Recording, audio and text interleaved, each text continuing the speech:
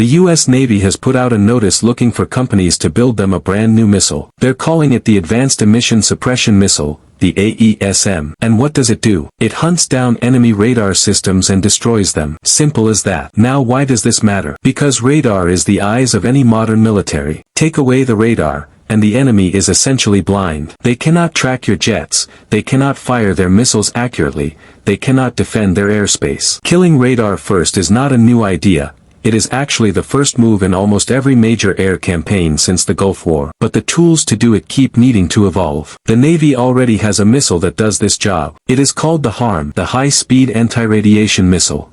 And honestly, it did its job well for a long time. Ukraine is still using it against Russian radar systems right now. But HARM has been around since the 1980s. Think about that for a second. The smartphone in your pocket is more advanced than the technology guiding that missile. Enemies have had over 40 years to study it, test against it, and build radar systems specifically designed to survive it. Its range tops out at around 80 miles. For what the Navy is planning next, that is simply not enough. So they need something new. Something smarter, longer range, and a lot harder to fool.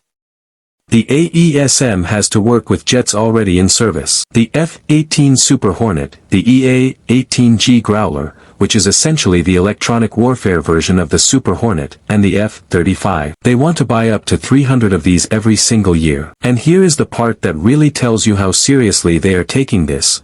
They want it field ready within 2 years of signing the contract. 2 years. For a cutting-edge missile system, that is an extremely aggressive timeline. Defense programs typically take a decade. So when they say 2 years, they are not being casual about it.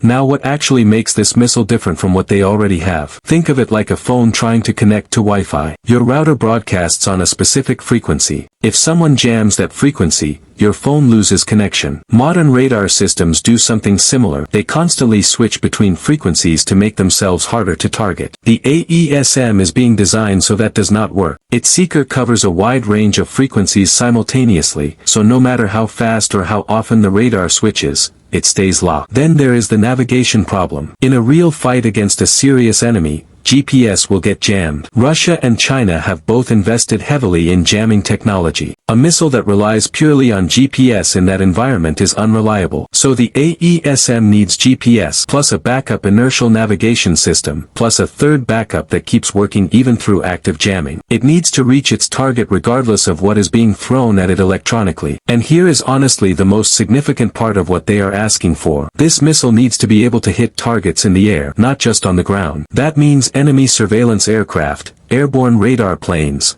what the military calls AWACS. Anything flying around up there emitting a radar signal becomes a valid target. That is a meaningful capability jump. Radar is not always sitting on the ground anymore. Taking that kind of target out from a distance changes the equation significantly. They also want what they are calling preemptive targeting capability, meaning the missile can be fired at a known radar location before that radar even switches on. You do not wait for it to emit a signal. You already know where it is, so you send the missile before it has a chance to do anything. That is less of a reaction and more of a statement. The bigger context here is straightforward. Both China and Russia have spent enormous resources building layered air defense networks, systems specifically engineered to stop American aircraft and missiles from operating freely. They watched how the U.S. dismantled Iraqi air defenses in '91, and they spent the next 3 decades making sure the same thing could not happen to them easily. The AESM is a direct response to that investment. I think what this announcement really signals is that the U.S. military is no longer comfortable with the tools it has for this mission. The gap between what HARM can do and what modern adversary radar systems can survive has grown wide enough that they need something entirely new rather than just an upgrade. Whether they can actually deliver a working system in 2 years is genuinely unclear.